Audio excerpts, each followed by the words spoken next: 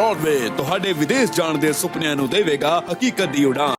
नमस्कार दोस्तों, मैं वर्षित ब्रॉडवे इमिग्रेशन सर्विसेज से। बहुत सारे दोस्त अक्सर ये शोज देख के मेरे से कनेक्ट होना चाहते हैं, अपने प्रोफाइल्स को लेके डिस्कस करना चाहते हैं, तो आप डायरेक्टली अब हमारी एक्सपर्ट टीम के साथ एडमिशन को लेके जुड़ सकते हैं, जिसके लिए आप सिंपली हमारी वेबसाइट broadwayvisa.com पे जाके अप्लाई नाउ का फॉर्म भरें और आपको डायरेक्ट एक्सपर्ट पैनल कॉल करेगा वर्किंग आवर्स में।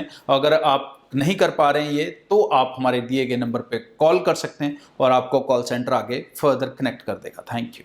नमस्कार दोस्तों, मैं अमरजीत ब्रॉडवे इमिग्रेशन सर्विसेज से लगातार कोशिश इस चैनल के जरिए स्टडी वीज़ा को लेके हर लेटेस्ट इंपॉर्टेंट अपडेट आपसे शेयर करते रहे। यूके के अंदर बहुत सारे बच्चे इस इंटेंशन से जाते हैं कि वो जाके अपनी पढ़ाई छोड़ देंगे, इलीगल हो जाएंगे, अपना जो बीआरपी कार्ड ले लेंगे, एनआई कार्ड ले लेंगे और उसके बाद अपनी पढ़ाई को छोड़ देंगे।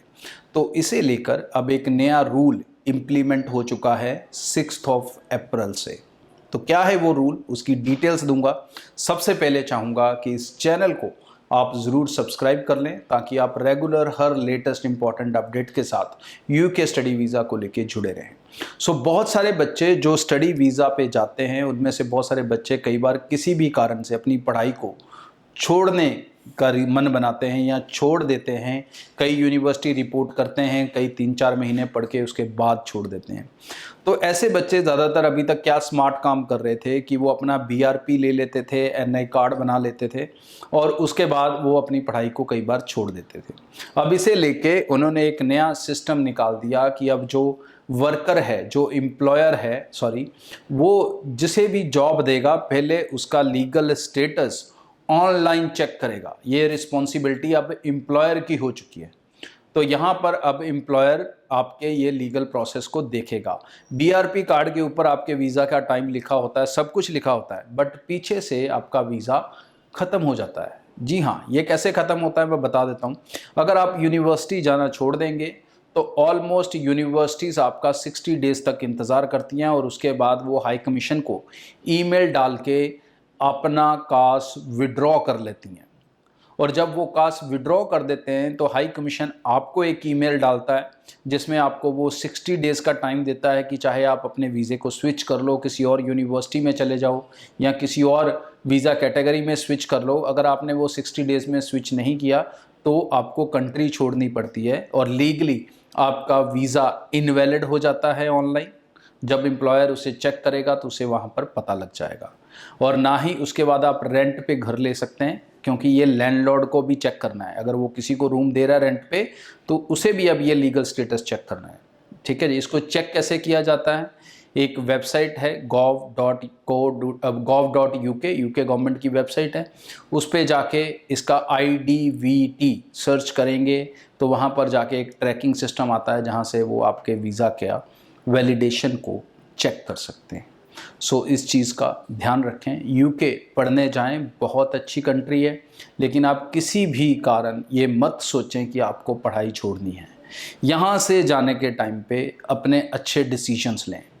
ये जाने की मत सोचें कि मैं किस रिश्तेदार के पास जा सकता हूँ, मैं किसी दोस्त के पास जा सकता हूँ।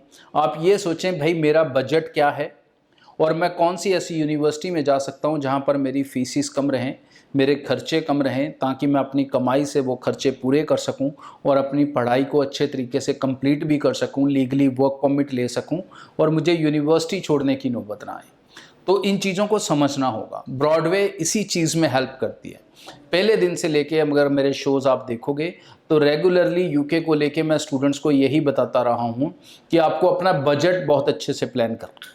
We always promote those universities जहाँ पर फीसिस कम से कम रहें, जहाँ स्कॉलरशिप ज़्यादा से ज़्यादा मिले, ताकि बच्चा ज़्यादा से ज़्यादा पैसा बचा सके या कम से कम खर्चे में अपनी एजुकेशन को कंप्लीट कर सके।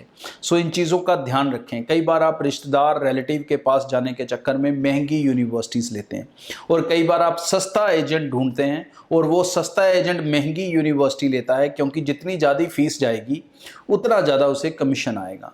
इन चीज़ों से बचें। ये चीज़ें आपके लिए नुकसानदायी हैं। जो भी कंपनी आपके ऊपर रिसर्च करेगी, आपके लिए अच्छी ऑप्शन ढूंढेगी, डेफिनेटली शायद वो पैसा कुछ ज़रूर चार्ज करेगी, लेकिन उसका खर्चा एक बार होता है। लेकिन वहाँ जाने के बाद ये खर्चा यूनिवर्सिटी का बार बार होना है, खासकर 10+2 स्टूडेंट्स के लिए। उन्हें 3 साल पढ़ना है।